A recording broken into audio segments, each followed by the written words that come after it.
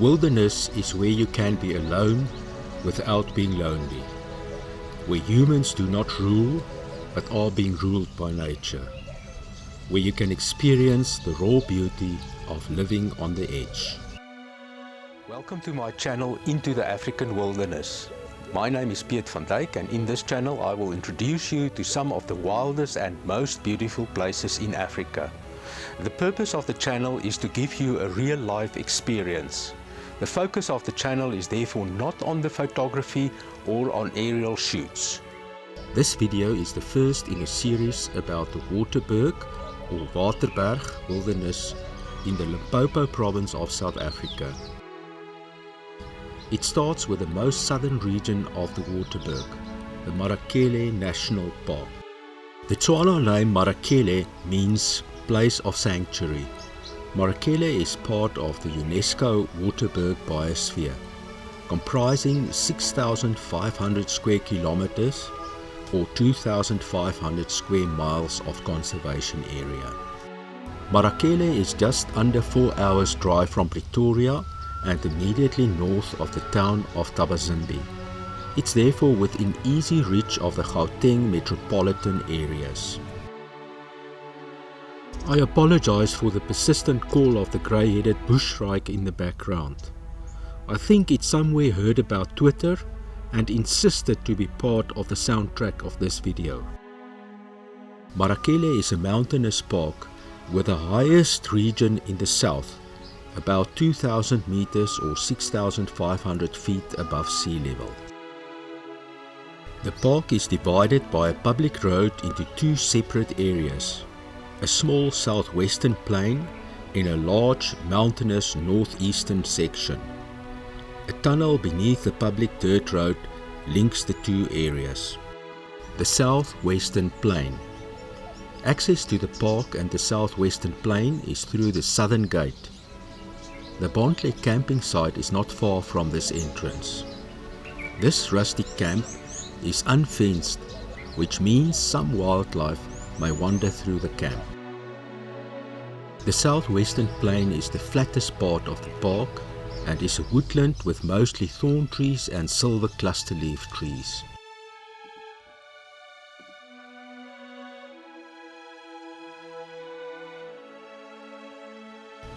Giraffe, zebra and impala are abundant in this area. The Marakele Park is located on the boundary of the drier western and the wetter eastern parts of the African subcontinent. It therefore contains animals associated with both the eastern and western parts of South Africa. Some examples of animals not usually found together are impala and springbok, tsessebe and red hartebeest, ground squirrels and tree squirrels. Silver clusterleaf trees are especially abundant in the lower parts of the park. The young leaves of these trees have a beautiful silver grey colour with many shiny hairs on their surfaces. These hairs are sometimes used by Tswana potters to glaze their clay pots. In springtime, the flowers of these trees emit a rather unpleasant smell. It's therefore a good idea to pitch your camp as far as possible from them during this time. Silver clusterleaf trees are often parasitized by gall-causing agents. Galls on branches and leaves can be caused by insects, mites, fungi, bacteria or viruses. The most interesting of these are gall-causing wasps. They inject the growth hormone into the tree, causing small galls to form. They then lay their eggs inside, a nice little home for the young ones until they could emerge to start a new generation. Because silver clusterleaf trees can tolerate waterlogged areas, they are often common in wet areas.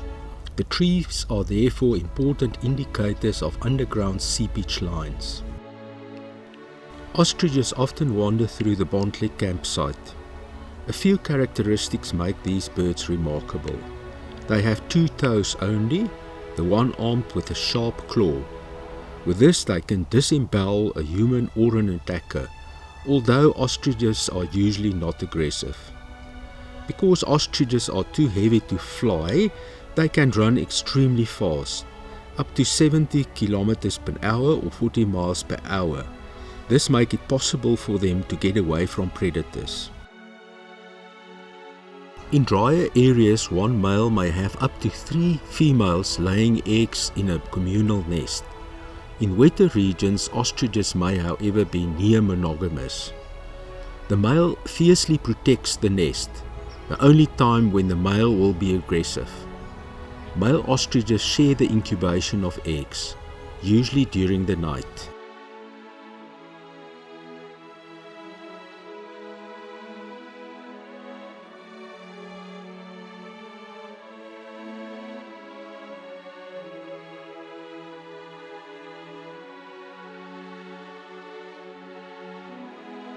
Tsessebes have been translocated extensively in southern Africa, but in earlier times they used to have a more limited distribution.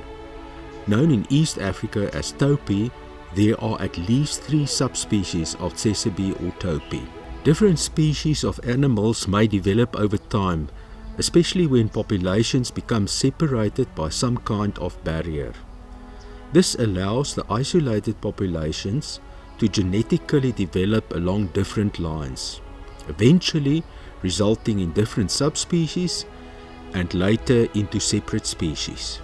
When traveling through Africa, especially from east to west or south to north, it's therefore interesting to take note of different subspecies as one travels from one area to the next. For example, this can be seen in the cases of bontebok and blesbok, blue wildebeest, and the white-bearded wildebeest of the Serengeti. Various subspecies of giraffe with different skin patterns also occur in Africa. Tsessebes prefer more open and good grazing areas. This allows them to see predators from a long distance away and use their extraordinary speed to get away. The Tsessebe Loop in Marakele is but one place in the park where these antelope can often be seen. Because humans are not as finely tuned to body language and smell as most other mammals, we tend to miss the peculiar forms of display of antelope and underestimate the importance of chemical or scent communication. For example, territorial tsessebes will often pose on anthills to advertise their presence, and will scent mark grasses with their suborbital glands. The crimson-breasted shrike is one of the most striking birds of the thornveld. The males and females' calls are a duet that sounds like the call of one bird.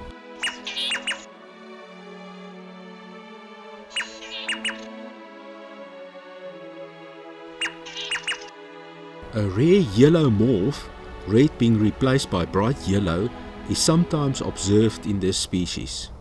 Color polymorphism within the same species, as this is known, is fairly common in birds. It occurs in more than 3% of bird species, and sometimes different morphs even occur within the same locality. Various reasons for these color variations within the same species have been suggested. In the case of the crimson-breasted shrike, the two very bright colors probably exclude camouflage from predators as a possible selective pressure. One interesting possibility is that the more common red color makes the shrike almost invisible to its prey. Insects, its main prey species, cannot see the red part of the color spectrum. The rare yellow morph may therefore be at a disadvantage in terms of its prey, but may be slightly less conspicuous to its predators. The retiring habit of the crimson-breasted shrike, mostly hiding in the lower stratum of bushes, may be a behavior adaptation. This would make them less conspicuous to predators and counteract the disadvantage of their bright colors.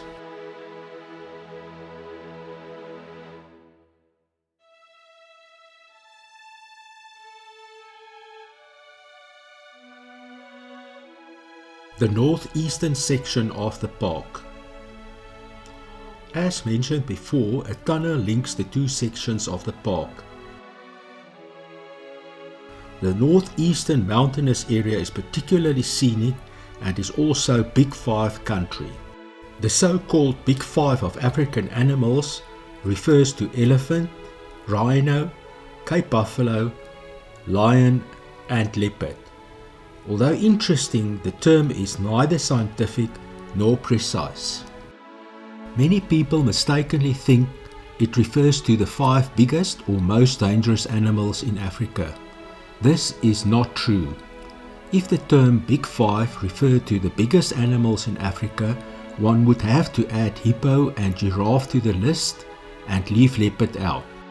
The Big Five animals are also not the most dangerous mammals in Africa, because hippos kill more people than any other mammal.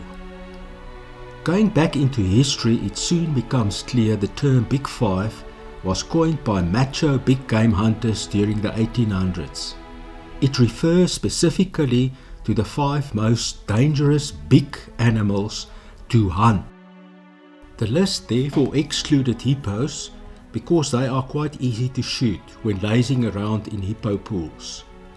The term Big Five is also imprecise because it does not distinguish between white and black rhino. Nowadays, the term Big Five is mostly used to amuse tourists. It should therefore not be surprising that the safari industry is constantly inventing new categories. You now have the Tourist 7, that is the Big Five, plus wild dogs and cheetah. Also the small 5 analogous to the Big Five, namely leopard tortoise, rhino beetle, and lion, buffalo weaver, and elephant shrew. The Big 6 of birds, apparently bird watchers like to play one-upmanship: martial eagle, Pell's fishing owl, ground hornbill, Corey bustard, lappet-faced vulture, and the saddlebull stork. Even more arbitrary is the list of Big Five trees of the Kruger National Park, although the baobab definitely deserves special mention. These are baobab, fever tree, marula, mupani, knobthorn tree.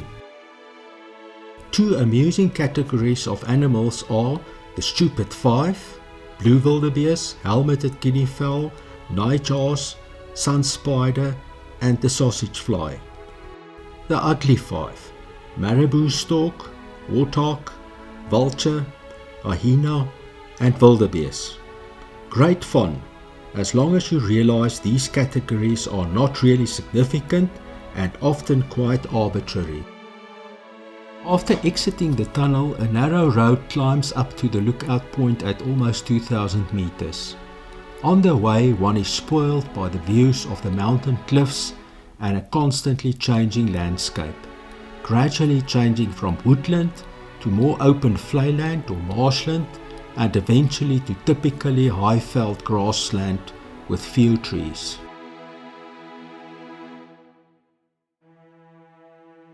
Lions, like many other animals in Marakele, were later reintroduced after the establishment of the park in 1994. Lions are regularly spotted in most big game parks in Africa because they mostly occur in groups and often use the comfort of roads to get from one place to another. Assuming you already know the basics about lion social and mating behavior, and while staring into the mouth of a lion, let's talk about teeth. When I first showed this photo to my daughter, I found her reaction rather bemusing. Being a vet who must clean the rotting and dirty teeth of dogs raised on sweets and snacks, she said, "Gosh, but it has beautiful clean teeth." But while we're talking about teeth, it's interesting to appreciate that one can deduct from its teeth structure what kind of animal you are dealing with and what it primarily eats. Many people incorrectly assume that carnivores can be identified by their large canine teeth. This is not true. Canine teeth are used for offensive and defensive purposes and not primarily for eating. For example, male baboons, which are omnivorous, have enormous canine teeth, 5 centimeters or 2.5 inches long. That is almost half the size of lions' teeth. But the most impressive are hippos. They are entirely herbivores, but have canine teeth up to 1/2 meter or 1.5 feet in size. Showing teeth, especially impressive canines, is therefore a sign of aggression and intimidation. One should therefore be careful when showing off your cosmetic dental work. It may be construed as aggression. Carnivores like lions and dogs have so-called carnassial shears. These carnassial shears are sharp blade-like structures with the upper and lower molars articulating like the blades of a pair of scissors. No, I was not going to poke my hand into a lion's mouth to show you its carnassial shear, but here are some photos of a dog's molar teeth. In the photos you can see the scissor-like teeth of the dog, which are used to cut up tough pieces of meat. A wilderness is not only a jungle or a desert. This becomes clear as you slowly drive to the top of the mountain. A climb of 1,000 meters or more than 3,000 feet. I believe one should appreciate each kind of habitat for what it is. Otherwise you will miss out on so much of the splendor of each place.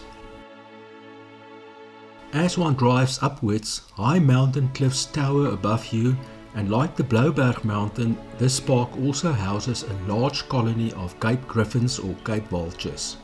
During the wet season, small waterfalls rush down into the valley. In this photo, a buffalo bull is browsing peacefully in the long grass of the vlei. This old bull has lost part of its one horn, probably in a fight with another bull at a time when he still competed for the attention of the females. Waterberry trees form beautiful stands along the road. They provide a delicious meal of purple berries to birds and baboons. Waterberry trees always occur in moist areas and can tolerate being waterlogged, growing where most other trees would drown. So what do you do when you're in water and don't want to drown? You keep your head above water, of course. Tree roots do the same. They develop aerial roots that stick out above the wet soil where no air pockets are available. These aerial roots could just be a tangle of superficial roots, like in this photo, or form pencil or knee roots like in mangroves. Mountains without baboons are unthinkable in Africa. In Marakele, steep cliffs provide a safe place for these primates to sleep. Baboons, like humans, are a quarrelsome lot. While watching a troop of baboons going about their business, you hear a lot of fighting and squealing. You also see a lot of posturing by the males, often displaying their huge canines to threaten each other and discourage any possible challenge. But that is only half the story. You will also see a lot of playing amongst the youngsters. Cuddling and grooming of one another are also common. The ecstatic expression on the face of a baboon when he or she is groomed is something to behold. One of the most tragic displays of motherly love can be seen amongst baboons. When a baby baboon dies, the mother will carry the corpse around for days, gradually becoming more detached from the dead little one until final separation. By that time, the stench of the decomposing corpse usually had become unbearable.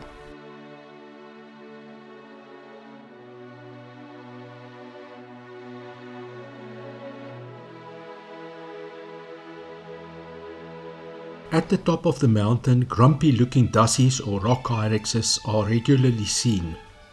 It is often said that Dassies are the closest living relatives of elephants. This statement is however misunderstood if it is then assumed that the two species are closely related or are classified within the same family. What is true is that both rock hyraxes and elephants don't have any close relatives. Within the hierarchical scientific classification of animals, both Dassies and elephants do not fall within the same genus, family or order than any other animal. However unlikely as it may seem, Dassies and elephants do share an astonishing number of characteristics, which suggest some kind of a distant relationship. Male Dassies also have small tusks which they use to fiercely defend their harems. Most female dassies also have teats or mammae between their front legs like elephant cows. The testicles of male dassies and elephants are internal and not external, which is rather unusual for mammals. Both dassies and elephants have padded hooves, and the lungs of both are attached to their rib cages. Like elephants, dassies have extraordinary long gestation periods. Dassies carry their babies for 7 months or 230 days. Exactly how extraordinary this is becomes clear when one compares dassies with the Cape hare of similar size. They have a gestation period of only 42 days. Dassies and elephants are not ruminants and do not have gallbladders. Dassies and elephants also share similar genetics and proteins. 3 different species of hyraxes or dassies occur in South Africa, but the rock hyrax is by far the most common. The tree hyrax has a limited distribution and is a nocturnal and solitary animal that is seldom seen. At the top of the mountain, you are often greeted by friendly mocking cliff chats. As the 3-part name of this bird suggests, it is a chatty little bird, often mocking other birds by imitating their sounds and favoring rocky areas like hyraxes, hence its Afrikaans name Dassievoël or Dassie bird. Mocking cliff chats are often quite tame and will hop around in camping sites and among scars. They usually take over the nests of striped swallows to breed. On a warm day and while at the top, you might see the Cape griffon circling above your head. After turning around, a magnificent vista greets you. As far as the eyes can see, the mountains of the southern Waterberg stretch out towards the north. Small stem fruit trees are common in the higher areas of Marakele and are an important source of fruit during the second part of summer. They carry their fruit on their stems, leaving visible scars on the old wood of the tree. The fruit of these trees are very tasty. Baboons can't be wrong.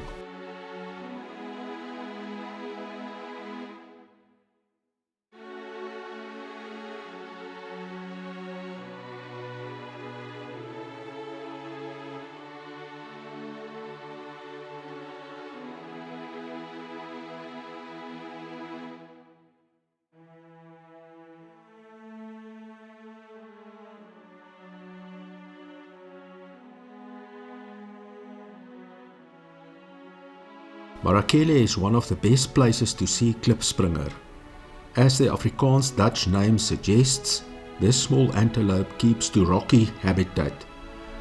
On these rocks it can be seen jumping around with breathtaking agility. The air-filled and coarse hair of klipspringer is striking and is good for padding and insulation. It is a browser that might even eat euphorbias, aloes or sansevieria, that is skoonma se tong. The male does most of the guarding against ground predators and large eagles. In this video you can see a young klipspringer playing around, while its mother came closer to ensure that we were no threat to them.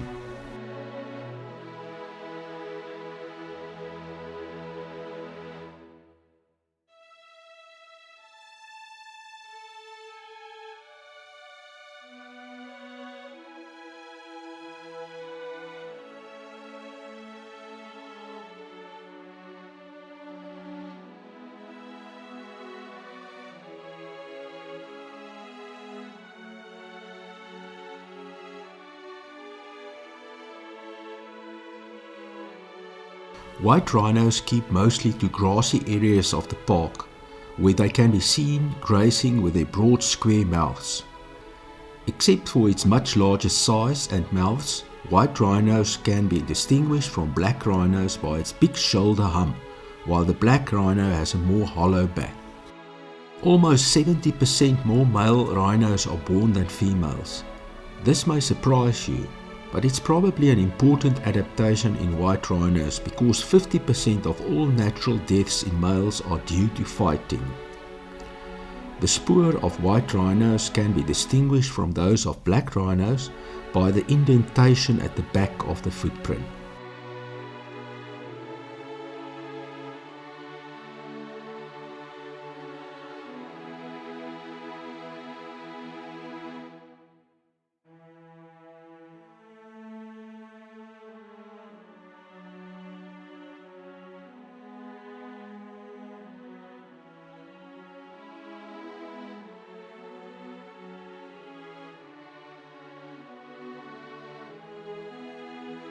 Elephants are very vocal animals. The so-called tummy rumbles of elephants are of course not tummy rumbles but actually low-frequency forms of communication. Some infrasonic sounds of elephants, not audible to the human ear, can be extremely loud, more than 100 decibels, and carry for several kilometers. Elephants are not territorial and range over vast areas. More than 10 liters of blood per minute flow through the superficial veins at the back of an elephant's ears. Ears therefore play an important role in cooling down elephants because they have no sweat glands. Elephants have a pouch in their throats where they can store some water. During extreme heat, they can stick their trunks down their throats, suck up the water and spray it over their bodies. It is also thought that this pharyngeal pouch is involved in producing some of the sounds elephants make. The bull elephant in this photo was in must, hence its aggressive stance, with urine dripping down his hind legs. We therefore kept our distance. As we were about to leave Marakele, a family of banded mongooses came to say goodbye. Because I could not show you in a nature reserve what these little fellas do when they find an egg, I waited until I was back home. When our local band of mongooses came to visit, I gave them an egg, and this is what they did with it. If you enjoyed this video, make sure you give it a thumbs up and tell your friends about it. If you also subscribe to the channel, you will be informed about future videos, but will not receive any spam. Also look at my video about the Waterberg Nature Reserve if you haven't seen it yet. Goodbye until next time when we can share another adventure.